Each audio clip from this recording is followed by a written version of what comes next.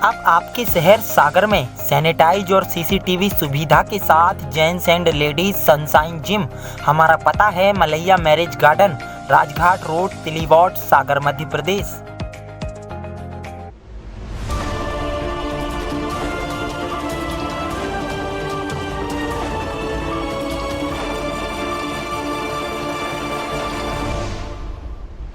वो nursery class से साथ साथ पढ़ते थे। बचपन जब जवानी में तब्दील हुआ तो एक दूसरे से प्यार करने लगे। वो आजू बाजू रहा करते थे। बचपन का प्यार ऐसा था कि दोनों ने शादी कर ली। जब कोरोना काल में पति की आर्थिक तंगी बढ़ी तो पत्नी ने दूसरा मर्द देखा और अय्याशी शुरू कर दी।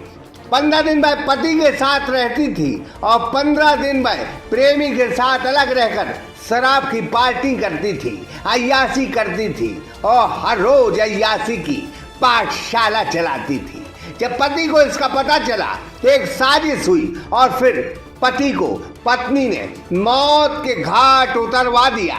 यकीन नहीं होता, लेकिन बचपन के प्यार की धज्जियां उड़ाती यह दास्तां मध्य प्रदेश के इंदौर के पोलो ग्राउंड से जुड़ी है, जहां सलाखों के पीछे पत्नी पुलिस के सामने राज पर राज खोल रही है।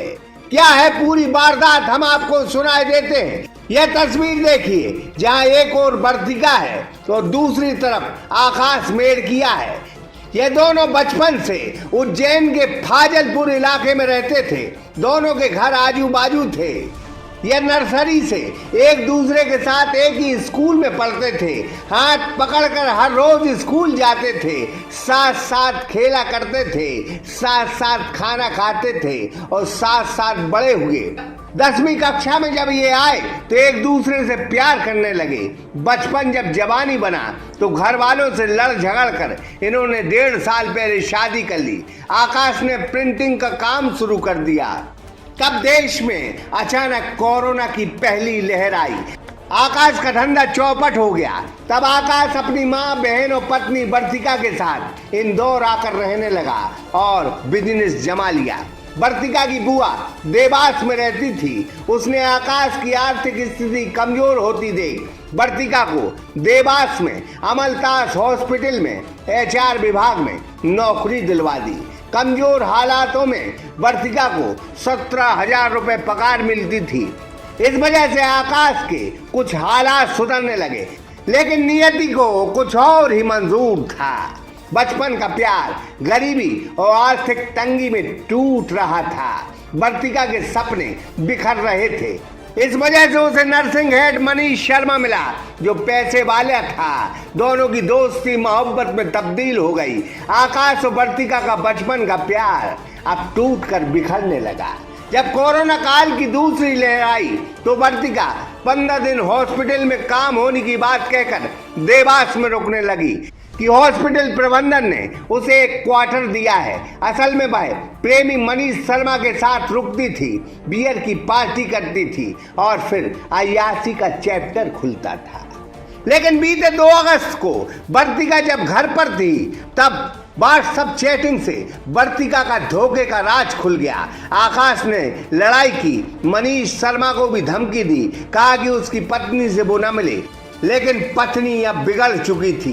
पत्नी और प्रेमी ने फिर एक ऐसी साजिश की कि 4 प्रोफेशनल किलर को हायर किया। जब वर्तिका हॉस्पिटल जा रही थी तब साजिश के अनुसार जैसे ही पोलो ग्राउंड में आकाश ने वर्तिका को बस में बिठाया, वैसे ही प्रोफेशनल किलर ने आकाश का पीछा कर उसकी आंखों में मिर्ची डालकर उसे चाकुओं से मौत के घाट उतार दिया।